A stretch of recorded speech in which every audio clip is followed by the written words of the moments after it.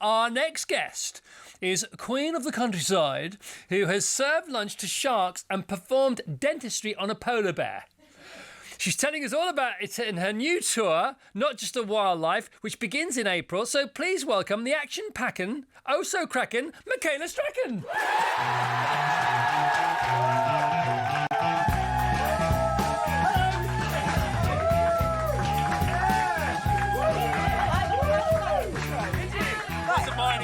Tilly wrote it. That was great. Love nice that. to see. Let's just go straight in with the intro questions. Polar bear dentistry, what happened there? Well, haven't you done that? I mean, hasn't everyone done polar bear dentistry? No. I mean, it's on my bucket list, but I don't know who to talk to. Oh, I'll talk to you. Talk to me. I went up to the Arctic. I did a programme called Michaela's Wild Challenge. Obviously, a lot of my career has been wildlife. Yeah. After all the 80s stuff. We'll get to all that. We've got plenty of time. But so I did Michaela's Wild Challenge and I got these crazy challenges to do with wildlife. And one of them was to take a tooth out of a polar bear. And you know, you wake up in the morning, you get that as a challenge. You think, OK, cool, how do we do that? Some kind of day. Yeah. Will I see tomorrow? That's what I've been thinking.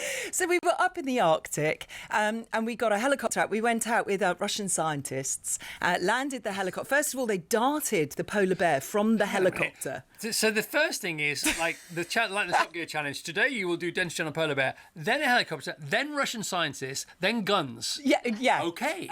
Dart guns, can I say? Oh, guns, yeah. I've darted a lot of animals, which I've realised recently when I talked to some younger female wildlife presenters that that's not the sort of thing people do anymore. But right.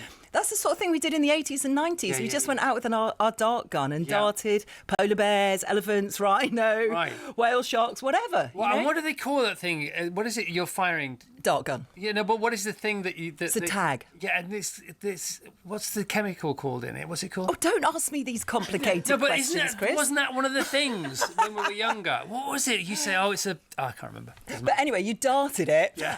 But that was actually not a tag. That was to put it to sleep. Yeah. And then you'd land the helicopter and then you'd all run out and then they'd do all of this scientific work on the polar bears. So they'd take blood, they'd do a tag on the ear, they'd tattoo its bottom. Right. So you could spot it from a distance. Okay. And then to age the polar bear, we had to take a tooth out. So they gave me the pliers and we opened the polar bear's mouth. Obviously, it's asleep now. Yes. And well, you'd know if it wasn't, wouldn't you? You would certainly know. Yeah. Polar bears are one of the few animals that actively hunt humans. So you don't want to be with an awake polar bear, Chris. That's just a little bit... And a little bit of advice I'm giving you, just in case you ever happen to be near a polar bear, OK? You don't want to get too close. Okay. And so we pulled it out and then we got up in the helicopter again and we watched it stagger up. And it was a bit alarming because it was left with a pool of blood because of all the work we'd done. And blood on snow looks pretty dramatic. Yeah. And then you have to chase the polar bear away with a helicopter from the side of the ice because you don't want a drowsy polar bear falling in the water because then it would drown. Yeah. So, that was my polar bear dentistry story. You have so many of these, don't you? You know, and then there's the Nature Watch and Winter Watch. You just finished in Northern Ireland and you're going on tour. Have you done a tour before? And do you know, I did a tour with a children's thing called Michaela Strachan's Really Wild Adventures and recently did a tour with 3 other wild women talking about wildlife stuff. But this is the first one that I've written myself. It's quite a scary thing. Yeah. I mean, you've been around for a long time. It's a long time. 120 years. Yeah. You know, this year. 40 years I've been doing telly. I started very, very young, obviously. And, you know, it's quite a thing to look back at your career and find bits that you want to talk about. Yeah. Might not be the obvious bits that people think. Well, that's why it's called Not Just a Wildlife, isn't it? Because people often remember the most recent thing that you've done. And you've been doing that most recent thing for a long, long time. But, of course, there was BWL before Wildlife, wasn't there, I suppose? Now, can we talk about Hitman and Her? Of course, we have to, don't we? I think we have to. OK, so for people who don't know, what was the Hitman and Her? The Hitman and Her was this absolutely crazy show that we did for 4 years. And we basically gate-crashed nightclubs, mainly in the north of England, and we filmed what was going on. So it was me and Pete Waterman from Stock Aitken and Waterman, you know, who produced all those amazing hits, Kylie Minogue, Jason Donovan, Rick Astley, Bananarama, all of that. And he and I presented a show from nightclubs, looking at the music, the fashion, the dancers, playing silly games like Get Your Gums Around These Plums and all sorts of utterly ridiculous games. I think it was the same time as you you were doing, was it TFI Friday or maybe Big Breakfast? Oh, God, no, it was before that. No, because... 1990, what were you doing in 1990? I was working on Radio London in London, just about, on Greater London Radio, but I remember the show, and Rick Astley was on it, wasn't he? With He Never Gonna Give You Up was on that show, and you introduced him. I remember that. See, you've got a better memory than I have, Chris. Well, no, but it's funny, isn't it? Because you remember other people's stuff more than they do because they were doing it. Do you know what I mean? Yeah. And then, of course, you chanced your arm at the mic, didn't you, in the studio? Oh, you mean I had a record single? You had a record. It was hugely successful, wasn't it? Do you remember it well? Yeah, but Steve Denny, who's on before us, bought a copy. Oh, stop! I'm not joking. He talked about it in a show this morning, and he said he really liked it. It's Happy Radio, wasn't it? I had two. I had Happy Radio and Take Good Care of My Heart. Right. I really liked Happy Radio. Take Good Care of My Heart, I didn't even like that much, to be honest. Right. But, you know, it's a bizarre thing. That was 1990s, early 1990s. And I was sent by the record company to Germany for the second single. The first single got to, I think, 66. And you know, in this country, if you get in the top 70, you're considered a hit. Well, top 100. If you got a single out, I mean, that's the... I've had a hit single. Yeah. That's unbelievable. Not many people know that. But they sent me to Germany to record with a guy I'd never met before. I said, can I hear the record? They said, no, we're so convinced you'll like it. And this is how you were treated in the 1990s as a young female, you know, trying to get a pop career. And so I went. So they wouldn't let you hear your own single? They wouldn't let me hear the single that I had to sing on before I went. Oh, I see. And so I went. I listened to the single. I thought, I don't like it very much, but I'll give it a go. And I said, it's in the wrong key. And I said, well, we need to bring it down a bit. So you had to do a live vocal? Yeah, and he said, but I've done the backing vocals. And I said, but so? But I'm the artist. Should it not be in my key? The backing vocal is called the backing vocal. Yeah, I mean, how ludicrous is that? It's crazy. And it had an octave leap in it. It sort of went, take good care of my heart. Still got it, everybody. That's the clip. So you know, I recorded it. I got back. I said, you know, I don't like it that much. They said, well, we're releasing it. And that got to, I don't know, 63 or something. And that was the end of that. Talking to hits and shows that are out at the moment. So Take That, I've got this documentary which is doing great business on Netflix. Yeah. And TFI features in it a couple of times, yeah. and also Cool Cube. Cool Cube. Tell everybody about Cool Cube and Take That. I don't think there's a single person that will remember Cool Cube. Well, it's in the documentary. I know. I watched it the other night and was quite astonished because I'm also in. Were you really surprised? Did you know it was coming? Somebody warned me. Oh, right, okay. But I didn't realise I would be in it quite so much, as I'm sure you didn't. Yeah. You know. Yeah. Well, TFI's in a lot of those documentaries, so I'm sort of getting used to it, to be honest. So were you in the Robbie Williams one? Yeah. As well? Yeah. So was I. I was dressed as a witch. I looked utterly ridiculous.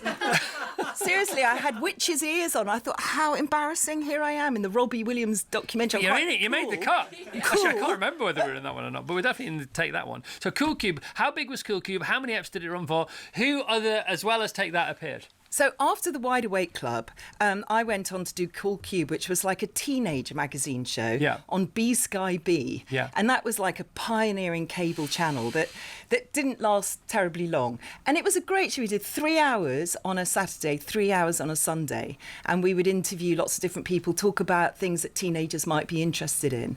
And so Take That used to perform in the car park of Granada Studios, which in those days were a place where people could go and walk around and look at Coronation Street. Still can. What, in the Granada Studios? Yeah, I think there's still a Granada Studios tour, yeah. Oh, is there? Yeah. Okay. You see, I'm learning so much. Well, by the way, there was about 10 years ago. I'm just presuming it was very good, so I hope it's still going. Good luck to everybody on that.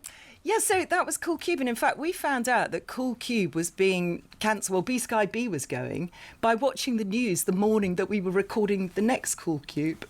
So, yeah, that was quite a shock. But, yeah, they were on it. They were on it numerous times because they were unsigned. It came from Manchester, Cool Cube. They lived in Manchester. And so, you know, we used to have them on quite a lot. And did you, I mean, if you look back now, it's mostly been wildlife, hasn't it, with your TV career? But, of course, then, was it even on the horizon?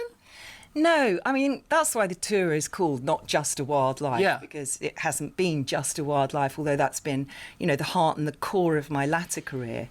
I started in musical theatre, and I was in a musical called Seven Brides for Seven Brothers. Do you know that one? Bless You're beautiful. I've never seen it, but I know it.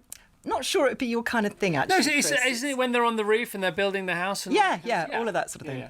Funny enough, it had the song Spring, Spring, Spring in it. So, you know, that there was a thought there to the future. What was that? No, seriously, it's spring.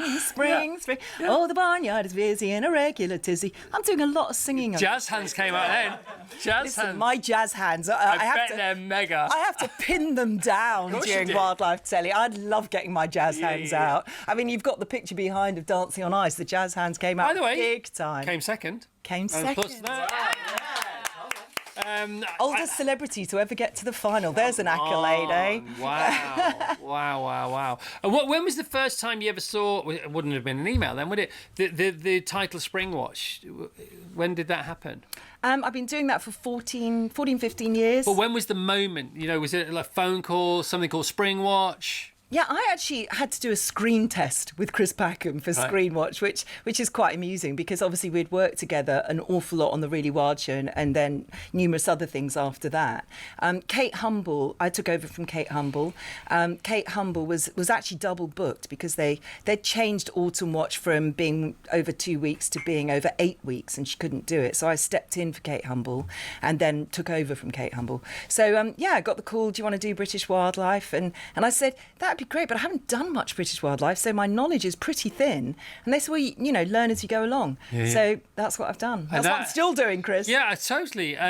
But the show, the 13-day tour, Not Just a Wildlife, begins Monday, 13th of April at Bristol's Redgrave Theatre until Tuesday, 20th of April in Colchester. Tickets are michaelastrachan.co.uk, and we're looking at... Actually, it's Michaela Strachan Live. Sorry. michaelastrachanlive.com. Okay, michaelastrachanlive.com. And we're looking at Bristol, London. This is all in April. Cheltenham and Exeter and Loughborough and Reading. And then we're looking also at Frome and Malvern and Coventry and Bury and Colchester. Are you going to do what the comedians do? Are you going to do a few sort of warm-up gigs? No. Wow, that's punchy. I might do to my family. My family now consists of 2 grandchildren. I'm going to put them, in their high chairs. You'll be fine. Because you're super nice and super confident, and you've been on so many stages. No, you're worrying me now. No, God, I don't mean to worry you. Well, obviously you'll rehearse, won't you? At least. Yeah. Or maybe not. I mean, just wing it.